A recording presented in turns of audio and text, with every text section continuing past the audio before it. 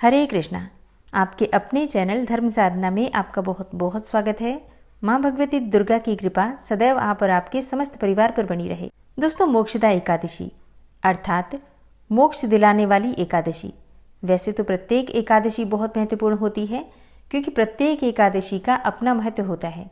शास्त्रों में इस प्रकार का वर्णन आता है कि मोक्षदा एकादशी का जो भी भक्त व्रत धारण करते हैं तो उनके धन धान्य में वृद्धि होती है और उनके जीवन में आने वाली समस्त बाधाएं समाप्त हो जाती हैं।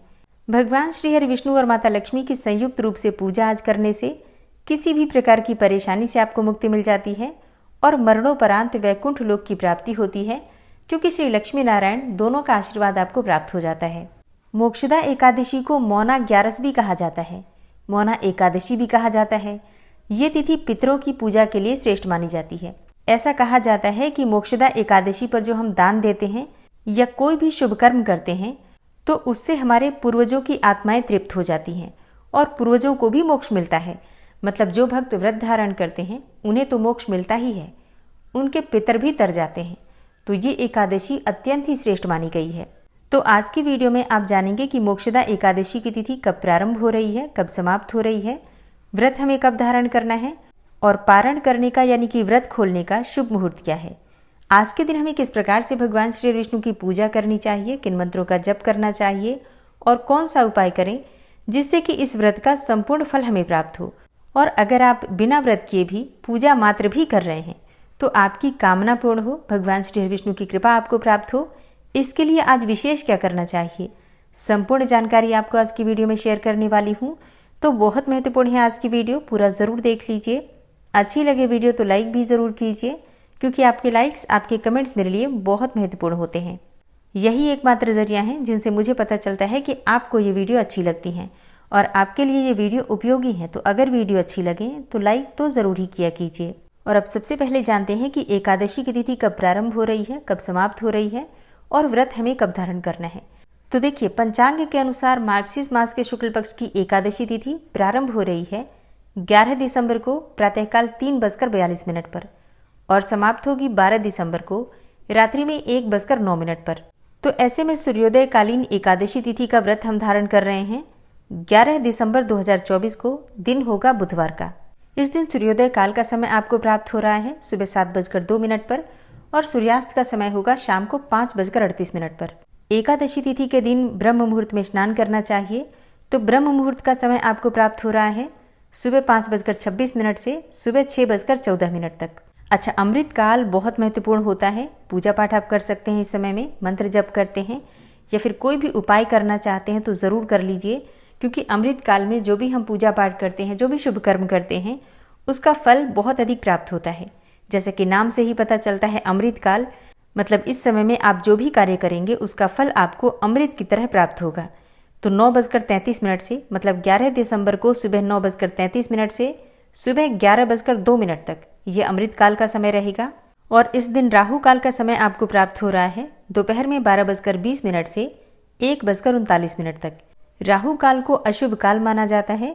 इस समय में आपको कोई भी शुभ कार्य प्रारंभ नहीं करना है, लेकिन अगर आप पहले से कर रहे हैं कोई कार्य तो आप बिल्कुल कर सकते हैं, कोई दिक्कत नहीं है।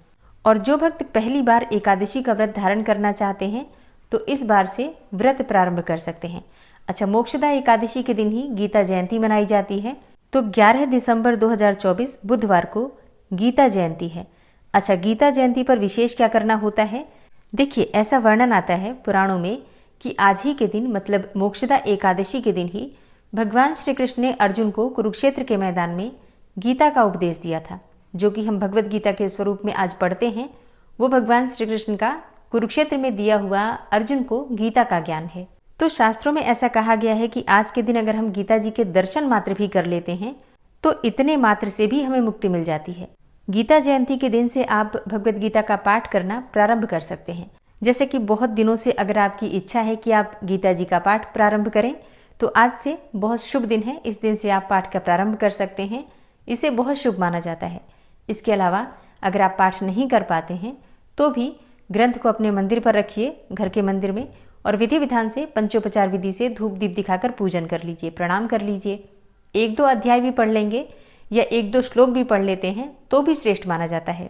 आज के दिन गीता जी का दान करना मतलब किसी मंदिर में या फिर किसी वेद पाठी ब्राह्मण को भगवत गीता का दान अगर आप करते हैं तो ये बहुत ही श्रेष्ठ फल देने वाला होता है। लेकिन हाँ, दान उसे ही कीजिएगा जो लोग पढ़ने के इच्छुक हों। मतलब जो व्यक्ति शुद्धता के साथ, सात्विकता के साथ इसका पाठ करे, उसे ही दान करना चाहिए। कभी भी धार्मिक पुस्तकें, धार्मिक ग्रंथ इत्यादि किसी को भी ऐसे ही दान नहीं किया जाता। ठीक है, तो इस बात का आपको ध्यान रखना है। और अब जानते हैं कि एकादशी व्रत का पारण हमें कब करना है। तो एकादशी व्रत का पारण हमेशा द्वादशी तिथि में करते हैं और द्वादशी तिथि प्रारंभ हो रही है 12 दिसंबर को सुबह 1:09 पर और समाप्त हो रही है 12 दिसंबर की ही रात्रि में 10:26 पर। तो पारण का शुभ मुहूर्त आपको प्राप्त हो रहा है 12 दिसंबर को, यानी कि गुरुवार के दिन सुबह 7:05 से सुबह 9:09 तक। एकादशी के व्रत में पारण करने का जो शुभ मुहूर्त होता है ये बहुत महत्वपूर्ण होता है। अगर हम शुभ मुहूर्त में व्रत नहीं खोलते हैं तो हमारे किए गए व्रत का संपूर्ण फल हमें नहीं मिलता। इसलिए शुभ मुहूर्त का ध्यान रखिएगा। दोस्तों, अगहन मास की पूर्णिमा की वीडियो चैनल पर अपलोड हो चुकी है, ज़रूर देख लीजिए। और खरमास की वीडियो भी चैनल पर आ चुकी है, तो आप लोग ज़रूर देख लीजिए। और उम्मीद करती हूँ कि आप इस चैनल पर आने वाली मार्गशीर्ष मास की कथा भी प्रतिदिन ज़रूर सुनते होंगे। और नहीं सुन पा रहे हैं तो ज़रूर सुना कीजिए। उसमें पुराणों की कथाएँ होती हैं जो आपके ज्ञान में वृद्धि करती हैं। जो भक्त इस चैनल पर पहली बार आए हैं, अगर अभी तक आपने चैनल को सब्सक्राइब नहीं किया है तो आज की वीडियो अगर आपको अच्छी लगे तो चैनल को सब्सक्राइब करके बेल आइकन को ज़रूर प्रेस कर लीजिए। इससे ये होगा कि इस चैनल पर जो नई वीडियो अपलोड होंगी उनकी नोटिफिकेशन आपको सही समय पर प्राप्त होगी। मिलती हूँ मैं आपसे अगली वीडियो में, तब तक के लिए जय श्री राधे।